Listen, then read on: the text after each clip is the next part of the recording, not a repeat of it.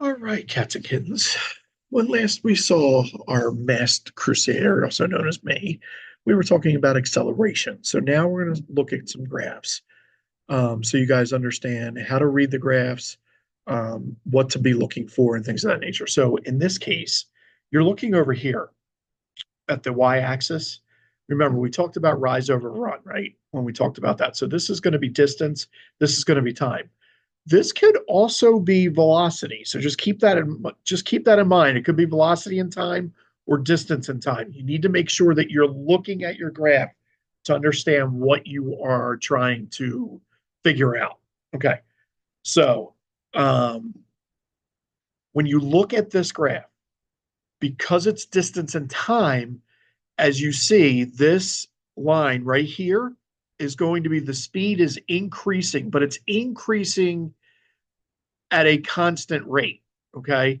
It's increasing at a constant rate. It's not, there isn't uh, any acceleration that's taking place. Actually, speed increasing wouldn't even be the right word. It should be speed is constant here. So speed is constant. Don't pay attention to increasing. Speed is constant here. Okay. Um, and you know it's constant because it's a straight line. Then here, the object is stopped. Okay, because again, it's distance that we're measuring here on the y-axis. The object is stopped. And then again, the object restarts. The object restarts, but at a different speed. It's not quite as fast. And again, it's covering more distance. Okay, so that way you know that this object's back in motion. If this had been velocity, okay, if this had been in velocity, this would be showing that there was acceleration and it was a constant acceleration. This would be showing that there is no acceleration. And then again, this would be a constant acceleration that would be taking place. Right? That's if this was velocity, but it's not. So it's distance and time. So this is speed moving at a constant rate. Then the object is stopped for a good period of time, and then the object restarts again. Okay. So when we talk about um, these things, we talk about rise over run, right? We talk about slope, y equals mx plus b, everybody's favorite equation. So the steepness of a line on a graph is called the slope. The steeper the slope, the greater the speed. The shallower the slope, the less the speed. Okay, a constant slope represents motion at a constant speed. So anytime you have that straight line, it's going to be a constant speed. And it's what we call the rise over the run. So if you were trying to figure out something at 2 seconds, the rise is 400, the run is 2, so it's 400 divided by 2. So you have 200 meters per minute. Okay, so using the point shown, the rise is 400, the run is 2 minutes. To find the slope, you do 400 divided by 2. So straight lines mean the slope and average speed and velocity are going to be the same. So the slope, again, equals the rise over the run. So if you're trying to figure out, say, the change in distance, so we're going to say 525 right here, okay? And the final distance, it's going to be 2,000 minus 525. That's your change in distance. That's what the delta is. Delta D is the change in distance. Okay. And then the delta T is the change in time. This initial measurement at 525 took place at a half a second, and this took place at 6.4 seconds. Okay. So your average speed is 1475, which is 2,000 minus 525, over 640 minus 0.50, which is 5.9.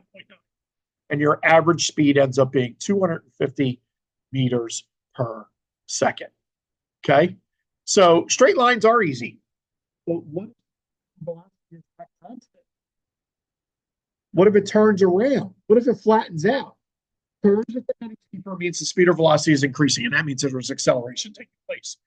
If the curve flattens out or starts to descend, velocity and speed would be doing the same thing. It would just be opposite. Okay. So here you see a curve. So there's going to be some sort of acceleration that's taking place here because, as you notice, between 20 and 30, it is covering way more space from almost 1,500 to 3,000 in that 10-second span. And then from 0 to 20, it only covered 1,500. So it actually doubled its pace. Okay, so straight lines are easy, but what if speed and velocity is not constant? What if it turns around?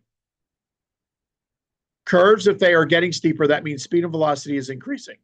The curve flattened out or started to descend, velocity and speed would be doing the same thing, just opposite. Okay, so when we look at this, and when we're trying to figure this out, that's the duplicate side, so don't freak out. All right, so speed and graphic and how they work. In this case, you want to find the tangent of a straight line at point Q. Point Q is 25 seconds. Okay, determine what your endpoints of the tangent would be, which are 32 and 19. Okay, so 32 minus 19 would be the change in time. The change in time would be 13 seconds. Next, you determine what your change in distance is. So from about, I don't know, 1,300 to about 3,120 or so. Okay, make it a round number in the end. The change in distance would be 3,120 minus 1,300, which equals 1,820 meters. So it would be 1,820 meters divided by 13, which equals 140 meters per second. Again, the change in distance over the change in time. Okay.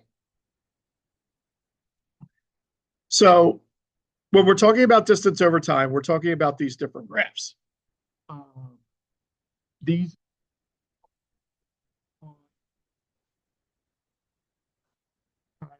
the x-axis.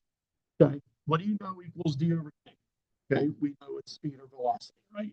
We know that from the triangle. So when we're talking about this, slope equals the rise over run, which really is the distance covered over time. Okay. The rise is the y-axis, time is the x-axis, and that's going to give you your speed. Doesn't give you the direction, but it gives you the speed. It gives you the number, the magnitude. We can figure that out by looking at the chart. Okay. All right. So distance is the dependent variable. Time is the independent variable. So you look at these three. Are they going to be constant? Which one's going to be the fastest when we put them all on the each one?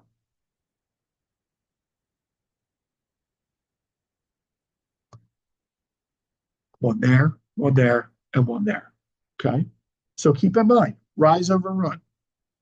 This is going to be 15 over 5. So this one has 3 miles per hour. This one, say 15 over 15, this one's going to be about 1 mile an hour. And this is 5 over 15, which is going to be 0.33 miles per hour, which makes sense because remember, when we talked about this, the steeper the slope, the faster something will move down it, okay, or the more ground it's covering. Not as steep, okay, it's not going to be the number that it was here, but it's also not going to be what it is here, which is 0.33. Right? So, more distance, less distance and more time here. And then straight lines gain constant speed or velocity. Steeper the line, the higher the speed or velocity.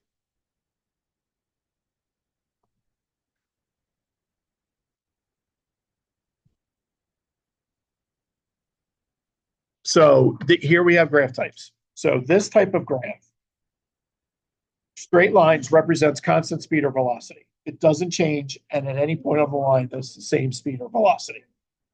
There is no change in what's going to happen here. Okay. And then this one would be the same thing down here. Again, nothing is changing on the line. It's just a different line. I did it dotted just to be different and to go from there. Okay. Is the speed or velocity constant? Yes, it is. Why? How do you know? Because it's a straight line.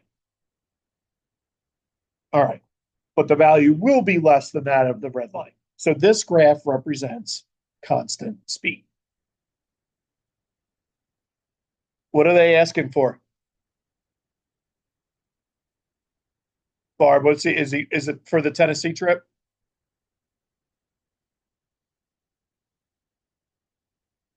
For travel, right?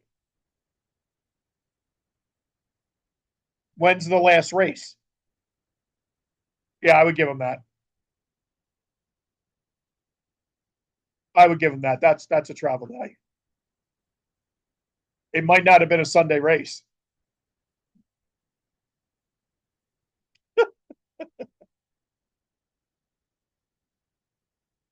All right, so this graph, what will this graph represent? Again, we're talking about distance and time again. So you have a curve here. So there's some change in motion here, okay? Because it's obviously getting faster because it's covering more distance as it goes up. As this goes up, it's covering more distance over a shorter period of time, okay? So curved lines represent something completely different. They represent a speeding up or slowing down of an object, either positive or negative acceleration. In this case, this is positive acceleration that's taking place. How do you know? Because it's going up.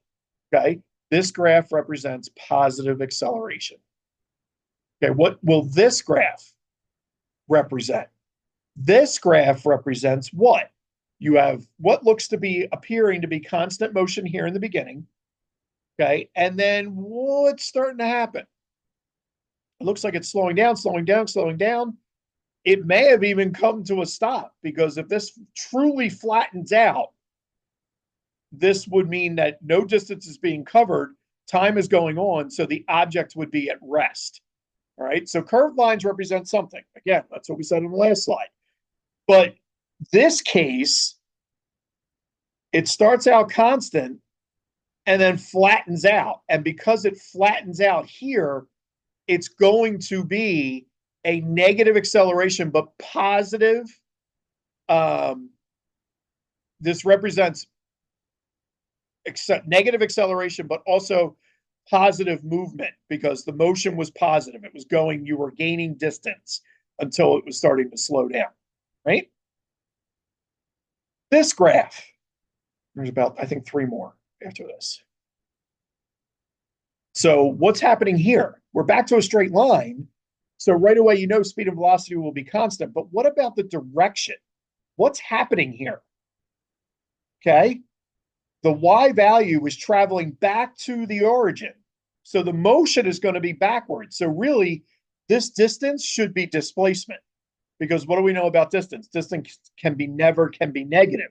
Okay. What this graph is representing is a constant speed, but it's moving backwards or moving back to the origin point. Your starting point's here, say that's like 400, and you're moving to here, which is 0. Okay, so you're moving, yes, you covered 400 miles, say, but you did it going backwards. You didn't start, this actually would be like your origin would be here.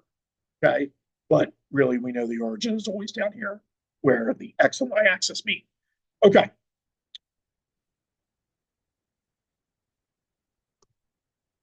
See what we have here. Get distance and time. Oh, here we go. So we're starting up here again at the top. And you have a pretty constant straight line here. Well, what do you notice? Again, you're traveling back to the origin. What kind of acceleration do we have here? Okay. We know the motion's going to be backwards. How? What's your first clue on that? Because the left side of the line does not start at the origin. Anytime the line doesn't start at the origin, you're going to have some sort of backward movement if it's moving downward. Okay.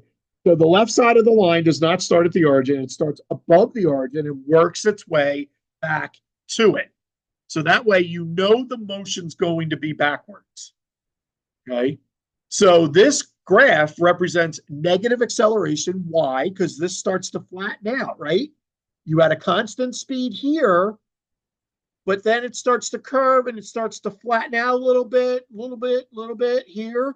Okay, so you have negative acceleration and the movement of the object is backwards. Okay, or moving back to the origin. Never knew there were this many graphs, did you? Just wait till you do now. All right, so the graph types, what do they represent? So what do we have here? It's positive acceleration because it's going kind of slow, kind of slow, kind of slow, but then it accelerates and it's working its way back to the origin quicker than it was here. Okay, so you have this is positive acceleration taking place, but the movement is backwards, back to the origin.